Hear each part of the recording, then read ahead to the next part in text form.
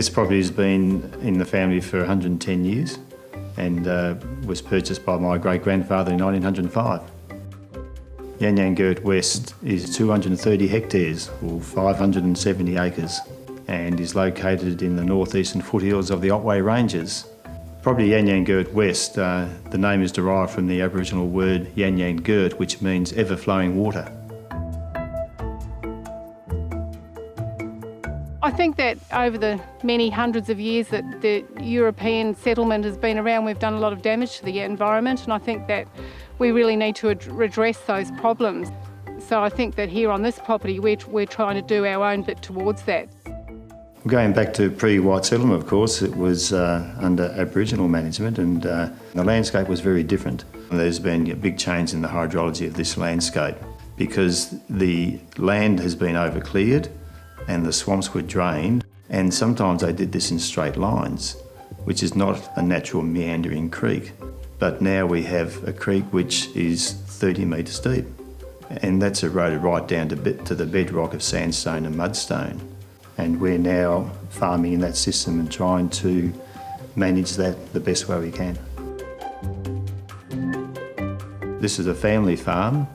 The philosophy of our family is to develop a sustainable farming system which addresses the environmental issues, gives good agricultural production, improves the aesthetics and the well-being of not only the livestock but the people living in it, and also the community that we inhabit. To me, sustainability is a trifecta. It's about environmental sustainability, it's about economic sustainability, and it's also about social sustainability. So on our farm, for example, environmental sustainability is where we've incorporated ecological infrastructure into the property. Economic sustainability is where that ecological infrastructure is supporting the economic income of the actual property. And social sustainability is where we've created an environment that's really beautiful for us to work in, and it's also a nice environment for the community to be driving through.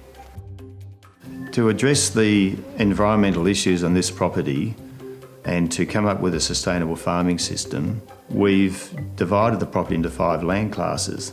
And we've fenced along the land class boundaries, and we've also revegetated along there with trees and shrubs.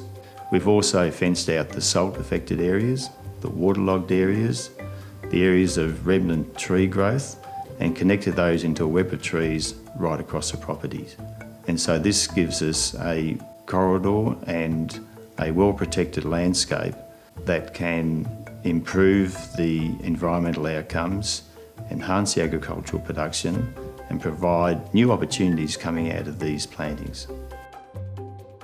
On this property, we've established more than 40,000 trees and shrubs over the last 23 years, and that has created many benefits, protecting the soils, protecting the stock, but we're also generating some economic opportunity within these plantings. Agroforestry, for example, where we prune the trees to take off the limbs to generate clear wood and high-value timber so that we can sell that into the future and then replant that tree so it is truly a sustainable system.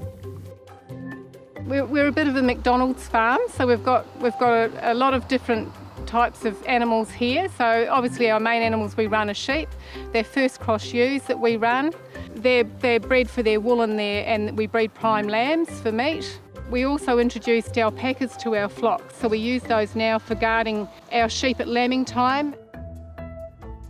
Our daughter Michelle and her partner Nick are building a cob studio, and this fits very well with the philosophy of the farm of using the natural resource in a responsible way that has a low environmental impact. The house is all solar passive designed. It's designed for the sunlight in summer and the sunlight in winter. It's just been a really beautiful process to come back to the land that I grew up on and to be able to build something so special and be in such a beautiful environment to do it.